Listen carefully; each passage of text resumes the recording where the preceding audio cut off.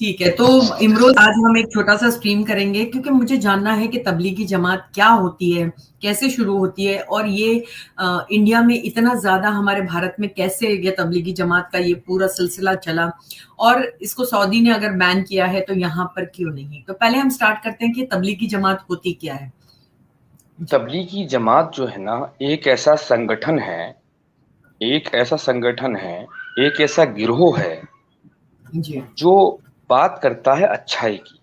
मैं कहूँगा अच्छा। नो डाउट इनकी नीयत में कोई प्रॉब्लम नहीं है, लेकिन हम्म। कुरान की जो नीयत है ना, जो कुरान वाले अल्लाह की नीयत है, वही इनकी नीयत है। सब काफिर जी। हैं, सब मुशरिक हैं, सब जहन्नुम में हम्म। जाएंगे, सिर्फ हम ही जन्नत में हम्म। जाएंगे।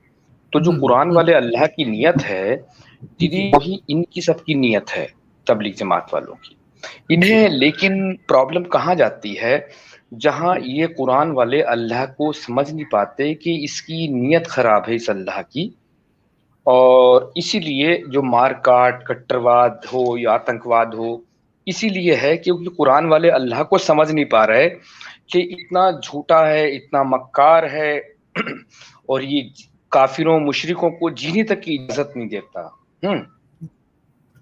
इनके हिसाब से जानवरों में शेर के पास तो जा नहीं सकते, लेकिन मासूम जानवरों की बात करें तो सिर्फ ये सुअर को ही छोड़ सकते हैं, क्योंकि उसके पास जाना, उसे देखना भी हराम लगता है इनको, है ना। सुअर को ही दे जी। सकते हैं इजाजत।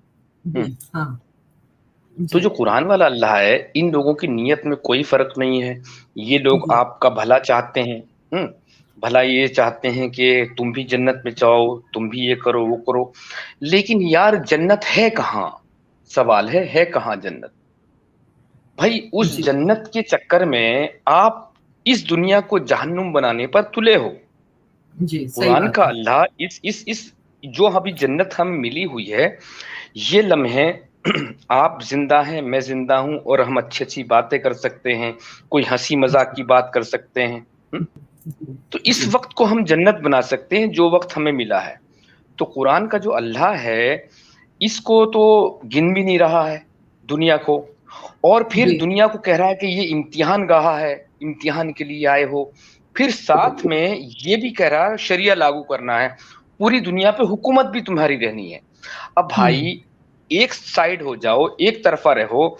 अगर तुम्हें जन्नती चाहिए तो तुम भारत से रोहिंग्या आ जाए या और आ जाए, बांग्लादेशी सब आ जाओ, एक कोने में बैठ के एक पेड़ के नीचे अल्लाह अल्लाह करते रहो, हमें क्या फर्क पड़ रहा हम्म। है ना। हम्म। लेकिन लेकिन हम्म। इन्हें फर्क जो पड़ रहा है, हमें जो पड़ जी। रहा है, ये दुनिया पे हुकूमत भी अपनी चाहते हैं, लागू करना चाहते हैं, थोपना चाहते हैं। हम्म? जी। भाई आप जी। मुझसे अपने सनातन को पेश कीजिए, आप क्रिश्चियनिटी को पेश कीजिए, बुद्धिज्म को पेश कीजिए, उसको पेश कीजिए, बताइए, इसमें कोई प्रॉब्लम नहीं है। कोई एथिस्ट है, लेकिन आपके ऊपर एथिस्टिज्म को पेश जबरदस्ती नहीं करे। कर सकती। जी। लेकिन ये थोपते हैं, प्रॉब्लम आती है थोपने पर। मैंने आपको नहीं देखा था, आपने मुझे नहीं देखा था, मैंने आपको पहले नंबर पे कहा दीदी, तो क्या आपने मेरे ऊपर थोपा? दीदी बिल्कुल कहो भी मुझे, नहीं। नहीं ना। और मैंने भी आपके ऊपर नहीं थोपा।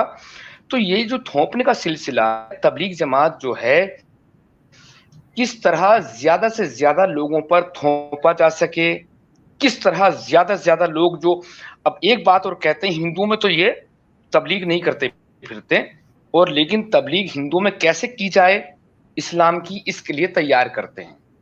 जब इनसे जी। कहते हैं जी हुजूर अल्लाह, हुजूर हमारे हुजूर सल्लल्लाहु अलैहि वसल्लम तो गैर इस मुस्लिमों में तबलीग करते थे, आप यहाँ क्यों करते हैं? क्योंकि इस काम को ये कहते हैं कि जो नबियों को काम दिया गया था तबलीग का, वो हमें दिया गया है, नबियों वाला काम है हम्म। ये। हम्म।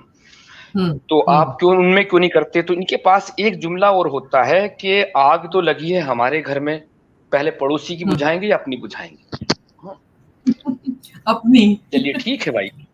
जी। हाँ। तो चलिए ठीक है, बात वाजिब है, गैर वाजिब नहीं है कि अपनी घर की आग पहले बुझाएंगे, पड़ोसी से हमें, जब हमारी बुझ जाएगी तो पड़ोसी, जब हम जिंदा रहेंगे तभी दूसरे को हाँ। बचाएंगे। यहाँ पर भी तुम जी। ठीक हो, कोई बात नहीं। लेकिन जब तुम यहाँ पर आते हो, हम ही जन्नती हैं, हम ही, हम्म। हमारा ही मजहब अच्छा है, हमारा ही सब हम्म। कुछ है, हमारा ही सब कुछ अच्छा है। हम्म।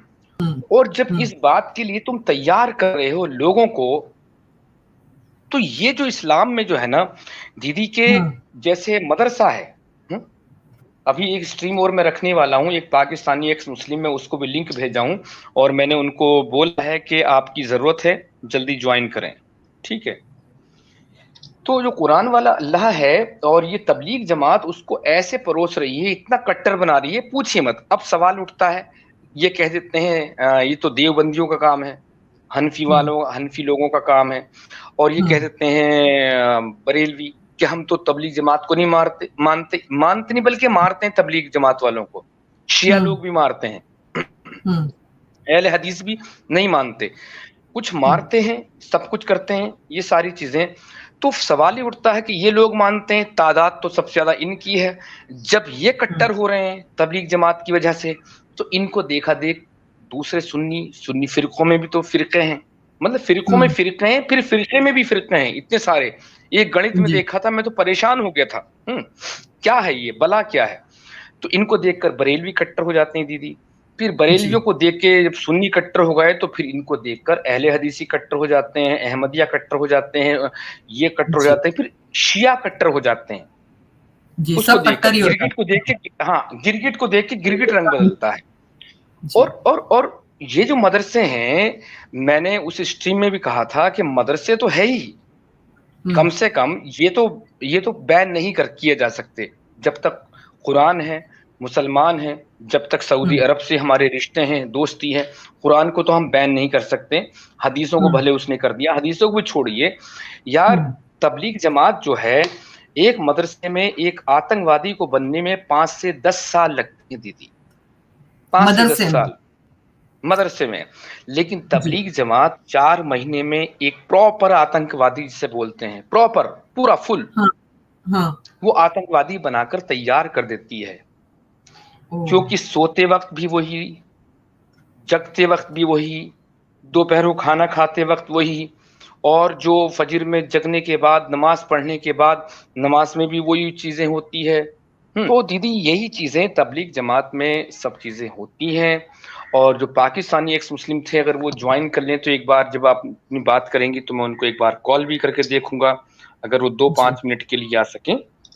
तो उन्होंने तो ये कहा था, बल्कि 4 घंटे तक कंटिन्यूस बोल सकता हूं कि आज मैं आलिम बना तो इमरोज भाई इस तबलीग जमात की देन है। तबलीग जमात ही मदरसों को चला रही है, जो मैं कहता ना, इस पर ध्यान नहीं दिया जा रहा। मदरसे तो चिल्ला रहे हैं, कोई तबलीग जमात पर नहीं बोल रहा। मैं बहुत दिनों से बोल रहा हूं कि इस पर काम किया जाए, इस पर काम किया जाए।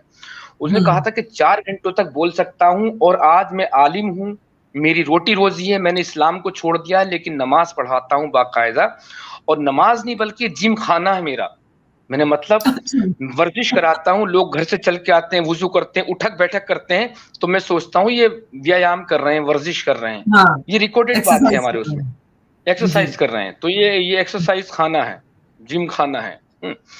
तो लेकिन बहुत ही ईमानदार प्यारा बंदा है। तो उसने कहा कि हमारे मोहल्ले में आकर इस्लाम तबलीग वाले आए तो टोफिया बांटी, मतलब रसगुल्ले बांटे जी, ऐसा है, दीन की तरफ आओ, इस्लाम की तरफ आओ, जो शुगर कोटेड इनकी बातें होती है। तो उसके माँ बाप ने भी उसको मदरसे में डाल दिया, और उसे खुद को भी अच्छा लगा, लेकिन जब पढ़ा इस्लाम को तो तब समझ में आया, यार तो गहरी खाई में, दलदल में जाके गिर गया हूँ। तो उसने कहा मुझे आलिम बनाने में तबलीग जमात का काम है। और एक चीज मैं ये नहीं समझ पाता, जो इस्लाम की बातें कहते हैं जी, वो आलिम है, फाजिल है, ज्ञानी है। मैं कैसे ज्ञानी कहूं? इमरोज आलम एक निहायत ही नालायक इंसान है, बहुत चुतियापे का इंसान है, और कोई किसी वजह से उसका नाम, अपने लिए बोल रहा हूं, अपने ऊपर रख के बहुत फेमस हो जाए, कुछ ऐसी वजह हो गई है। और इमरोज आलम मर गया है, उसे 1000, 1200 या 1400 साल हो गए हैं, और इमरोज आलम के बारे में जो स्टडी करेगा, जो पढ़ेगा, जानेगा, वो आलिम कहलाएगा, मतलब जहालत को जानने वाला आलिम कहला रहा है यहाँ पर जी। जो हुजूर के बारे में अच्छी नॉलेज रखता है, ज्ञान रखता है, यानी उस जहालत को जो बहुत अच्छे तरीके से जानता है, वो आलिम कहला रहा है। आप देखिए, ये बड़ी ही खूबसूरत है, और उस जहालत को जो बहुत बहुत आगे बढ़ा रही है, वो काम कर रही है तबलीग जमात। और इससे शिया नफरत करते हैं, और बरेलवी नफरत करते हैं, अहले हदीस भी, और कई तरह के लोग नफरत करते हैं। बल्कि कहूँगा कि गलत नफ़रत करते हैं, वो वही काम कर रही है जो इस्लाम कर रहा है।